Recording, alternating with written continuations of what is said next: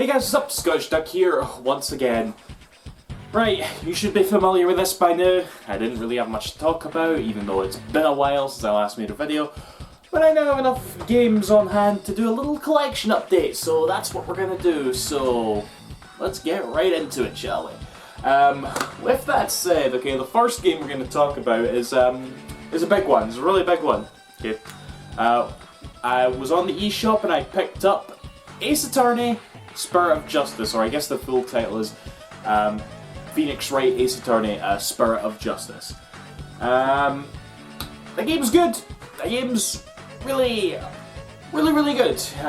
You all know I'm a big Ace Attorney fan, and holy shit, see, I honestly tried, guys. I tried to sit in front of this camera and do like a little thoughts on Ace Attorney Spirit of Justice, but I had so much that I wanted to say, and so much I was just like, you all know I like to ramble. I'm rambling right now.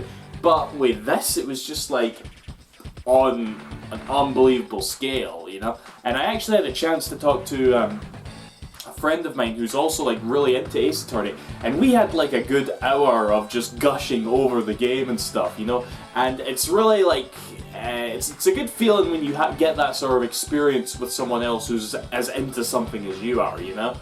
And it's just hard to replicate that when you're talking to the camera like this, but suffice to say, Ace Attorney, Spirit of Justice, yeah, I liked it. I liked it a lot. Way better than Dual Destinies, as far as I'm concerned. If you're a fan of the series, pick it up. Even, I'm a little bit iffy on the fact that it's more expensive now than Dual Destinies was when it came out, and it has like a lot more like DLC and shit. Like, I think next Thursday we're gonna be getting the actual DLC case. So I'll pick that up, but there's like all these other like non-canon theatre things. I don't know what those are, but I'm just like, do I have to pay £3.60 for each of these? It seems really lame, but whatever. Maybe there's something I don't know. I'm sure you'll let me know. But yeah, that's the first game I got. In terms of physical releases, I should actually probably moan about that a little bit.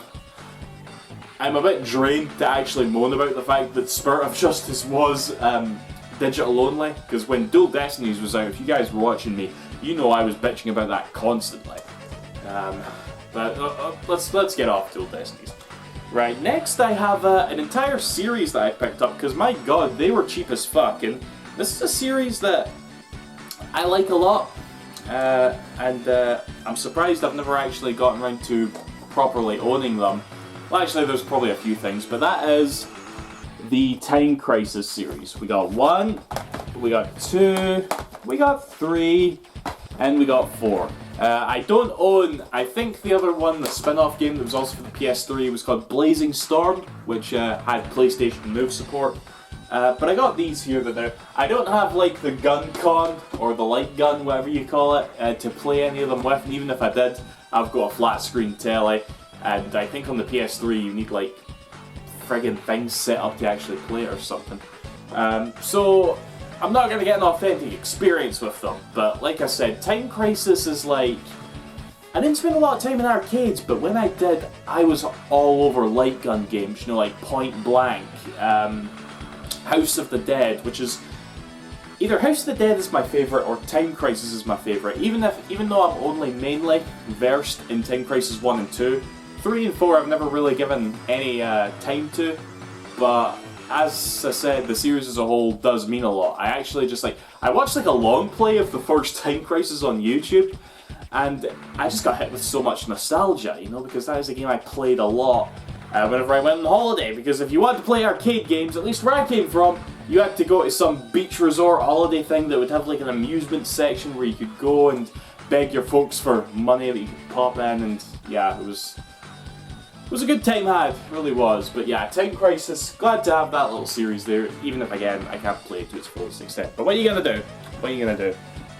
Okay, next up we have an import, Hatsune Miku Project Diva X, and it came with like this slip thing and a bag for keeping leaks in, I think. I think that's what it's for anyway. Yeah, Some of you will know that I'm a bit of a Vocaloid fanatic. Miku right there, you know. And yeah, I've played this for a little bit. It's a Hatsune Miku Vocaloid game, you know. You play songs and push buttons to it. Yeah, it's pretty standard stuff. This is the first game that I've actually imported from America, because we didn't get it physically over here, but the PS4 is region free. Good on you, Sonny, you know? And it works perfectly. I mean, I already knew it was region free, but I had yet to properly try it. So I'm quite pleased to see it's just as simple as that, really, you know? So yeah, I will get back to this at some point and properly play them, but just playing a certain other game that came out the other week there. And that certain other game is this. Dragon Quest VII, what's the subtitle? Fragments of a Forgotten Past. Yeah, again, some of you will know, we're talking about a lot of series that I just really love today, aren't we? I love Dragon Quest, you know? I've played about 15 hours of this so far, and apparently it is like a 100-hour-long game, which I can believe based on what I've played so far. There's a lot to it. I'm having a bit of trouble properly, what's the word, starting with it, I guess. I mean, I'm enjoying it, but I'm not getting that feeling of, oh my god, I need to devote all of my time to grinding in this game that I got from, like, you know, Dragon Quest 8, Dragon Quest 4 and 5. Didn't beat 6, I couldn't get through 6 for some reason, it was weird. But yeah, since playing those games, I did tackle, I think I just got it up here actually. Yeah, I do. Dragon Quest Heroes, which contained characters from all the games that I did play, which was really convenient. And they're going to be making a sequel to this. And the sequel has Dragon Quest 7 characters, so that was fucking convenient. But yeah, I'm sure I will play this to the end, for sure. I'm playing it, it's Dragon Quest, you know, it's classic, it's really good, and yeah. I'll probably do a wee review on this, but it'll be a while. It'll be a fucking while. So, next up we have, now there's actually a little game shop just across the road from me. They don't do anything retro, sadly. It's mainly just like second-hand games that you can go in and buy and stuff. And I actually went in there and properly looked for the first time, like yesterday. And I was actually really surprised how cheap everything was, which was pretty cool, you know? But I was looking for all the games and I didn't really see anything I wanted, but I kind of had that feeling, it's like, I want to buy something, you know, because I thought the shop was pretty cool. So I ended up getting this. Gears of War 3. Never thought I'd buy another Xbox 360 game. I didn't think there was anything really left on the console that I wanted, you know? But I always keep forgetting that I never played this one. And I like Gears of War, you know, Gears of War 2 and 1 and 2, you know, those were some really good games, you know, I enjoyed, like, the campaign and stuff so much. It's just a really fun, well-executed shooting game, you know, you can't whack it, and yeah, I just never got around to 3 yet, so maybe I'll dust off the 360, give this a whirl, and either way, it was £3. That's how goodly priced it was. Goodly priced, what's it called? So, can't go wrong, yeah. Gears of War 3. Next up, I just saw this on eBay and just grabbed it. Mac Rider, I have no idea what this is, actually. I just know that it gets compared to, like, Excite Bike, and I see that there's, like, a motorbike on there, and obviously an Excite Bike, which I think most people are more familiar with. You are on a motorbike all the time, so maybe it's something like that. I really didn't ken. Fuck's sake, I definitely noticed this. They've actually went to the bother of writing European version on the cartridge. I wonder how many other cartridges have that. As if to say, yeah, this one's gonna run slower, so be careful, because that's pretty much what NES games in Europe do anyway. They just run slower, which is always off-putting. But yeah, Mac Rider. And the last one I got here is, yeah, this right here. Daytona USA for the Saturn. Now, I really like this game. I first played this on the PS3 where they did like a HD remake of it.